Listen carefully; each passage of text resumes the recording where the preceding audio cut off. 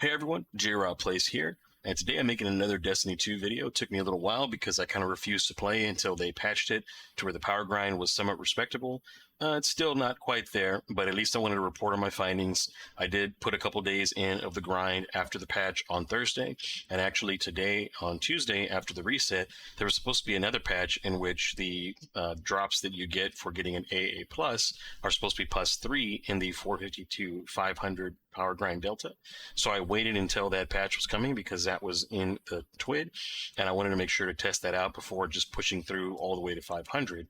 Also, too, I just didn't really have the motivation, right? Like, who really is going to have the motivation to continue to grind when things are like this? But again, for testing purposes, since I'm also interested in the Guardian rank system, what's after this point, I'm sure you have to get to a certain level to unlock the extinction modifier, because I don't see any of the extinction modifiers available yet. A lot of people are also posting online where the extinction modifiers, only like a few percent of people, actually 0.% of people on LightGG have the extinction modifier done.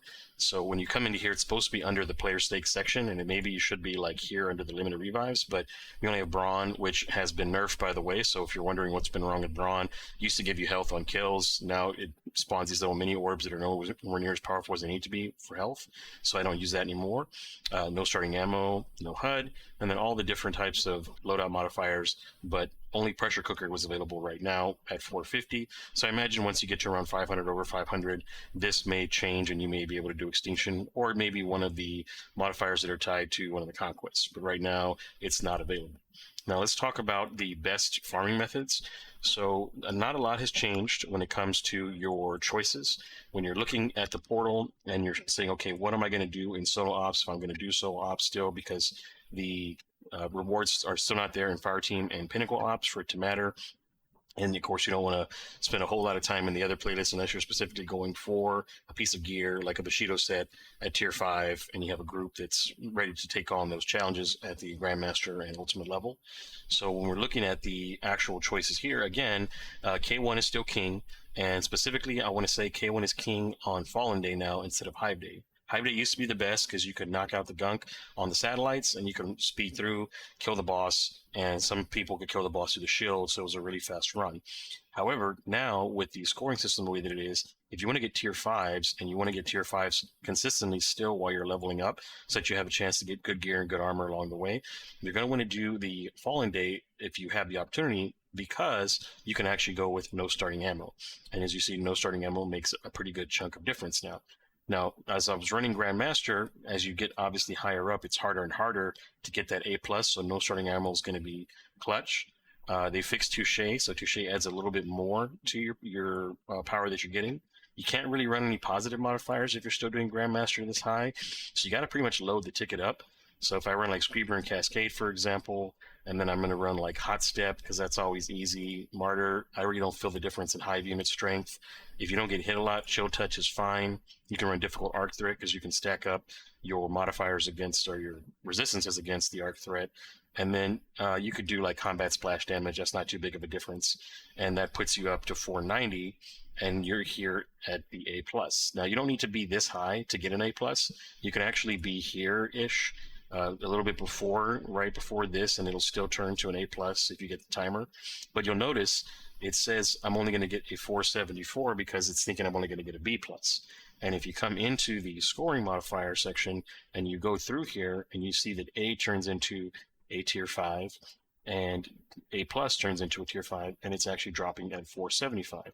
And I've confirmed this. This is actually counter to what they say in the TWID, that after the patch today, it's going to be +3. So I'm not sure if they are saying maybe today's patch is not it and Thursday might be the case. I'll check again on Thursday if that's the case, if I'm still not at 500 power, but I'll probably be 500 power by then because I'm going to grind in my free time through some of these new changes to see kind of again how things are looking. But as far as the other things to go over when it comes to some of the same stuff that we were working with before, when you're looking at K1 on Hive Day, day, again, it's not too bad. The enemies do a lot of damage. It may be easier to just knock out 3 of the satellites, die, and then respawn at the beginning and fly along the outside to knock out the 4th satellite. Then you can go in there. That's actually probably going to save you a little bit of time and trying to heal and hide and stuff. Just let them kill you real fast when you're out in the open and then run around the outside. Although that does leave you with only 1 life, so you want to make sure you don't die in the boss room, blowing yourself up with a grenade or getting killed by an ad because you get stuck on something. Skywatch was okay on Hive Day. It's still around 5 minutes. It's still not the best. One of the biggest changes, I think, is that creation is kind of killed, because creation is still good to run.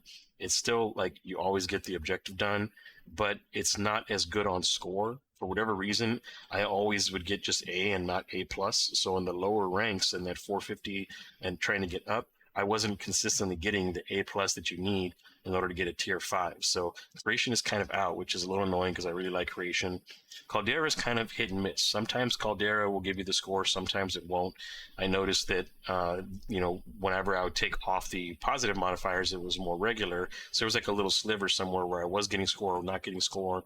And it wasn't like I was always killing that mini boss in the middle. Like I was just skipping it like normal, jumping in the pit and killing the boss, try to get it done in under 4 minutes, and it's still, again, not the best way to go. So for me, my grind, unfortunately, is not going to have a lot of variance to it.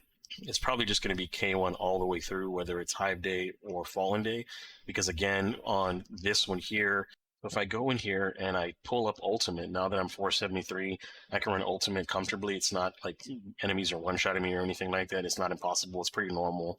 And I run the Touche loadout, all new gear, no HUD. If I had no starting ammo as an option, that would be helpful too, but I don't need to. And if I run it just like you see here, with the heavyweight on there, very often I get into that A+, and the heavyweight helps, in the boss room, kill the boss, and I'll get that tier 5 drop. But when you're looking at it, as you see in the recording that I'll be showing, at times you'll still get your prime drops. You'll actually get 2 drop.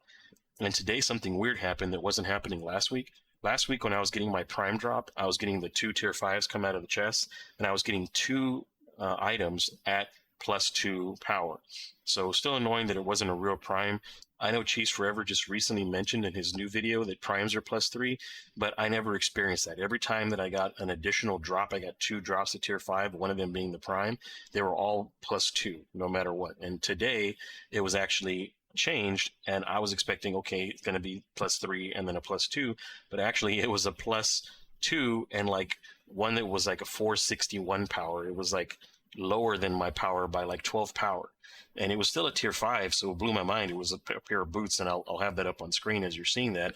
And so apparently they may have broken some system where if you get 2 tier 5s, one of them is downgraded to just like a normal, like a blue level drop, because I mean even your purple drops should be dropping around light. So I don't understand what they're doing when it comes to that second drop being under. Now, if I get to 500 and I find that every prime that I get after 500 is dropping at that, that means that they broke primes, and now primes no longer work, and there is no more +2 or +3 at that 500 plus power delta. That means that you're going to be screwed until they fix it come Thursday or next week. So hopefully that's not the case, and hopefully that's the situation where we're at. But basically that's all the information I have right now, is that if you're going to be trying to grind this, and if you're going to just do this for the Guardian ranks purposes, and again, just to revisit this, I'm going to make a new Guardian ranks video. You do need to get high enough in here to get the extinction unlocked, very likely, to get the deadly threat to work properly. Because of how high power it is, you're going to have to be at least high enough that the deadly threat doesn't make it like impossible or very difficult to the point where you won't be able to do that. And then of course when you come into the seasonal hub and you get to the seasonal hub far in on the right, you're going to have these new available conquests being Fallen, Saber, Conquest Glassway, Fickel's Castle, Savathun's Spire, Hypernet Current, and then the Avalon mission. And you have to get to 535 in order to unlock the Avalon mission, and that one itself is going to be much higher. It's actually activity cap of 550. So even at 500, you're still going to be underneath, and it's going to be at 600 power. You're going to be 100 below. And so some of these are pretty wild deltas, this one being 580 when you have to be at 510, and this one here is looking at 550 when you have to be at 490. So So I'm probably going to wait until I get to maybe a few light away from the 550 cap. So maybe like I'll do it like at 540. So that way I'm getting the pluses all the way through, and I'm making sure I'm getting my tier fives, and these will probably take me all the way from 540 to 550, just knocking each of these out. And that'll be pretty much it for the season, right? Because we're not going to be doing reclaim. Reclaim is terrible. It is, like people have mentioned it, it's like a much worse version of the dreadnought activity, and it's not anywhere near as fun or rewarding or challenging as in the sense of the mechanics. It's just everything's a bullet sponge, everything hits you way too hard. And yeah, I mean, I didn't die solo, but that doesn't mean that I had a good time. I was still, like, what is going on? Like, why are things just teleporting around and shooting me in the back and stuff? It was the threshers were tracking me around corners and things and trying to kill me that way. It's just not a fun activity overall. The enemy density is weird. It's sometimes way too many, way too little. Some enemies, again, respawn over and over again, and you kill them and they're supposed to drop something for the objective and they don't, and then you're soft locked there. So just overall not a good experience. Again, for me, I'm going to get to the Guardian rank requirements. I'm going to do the next Guardian rank, make those 2 Guardian rank videos, and then I'll probably only be covering any major updates that happen newsworthy wise for Destiny 2 while I'm working on Destiny Rising in the background. They have an upcoming raid race. I may not be trying to actually get anywhere in the raid race, but I'm definitely going to take part in that event so I can take and get that emblem.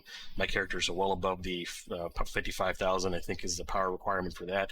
So if you also play Destiny Rising, that's something that's coming up.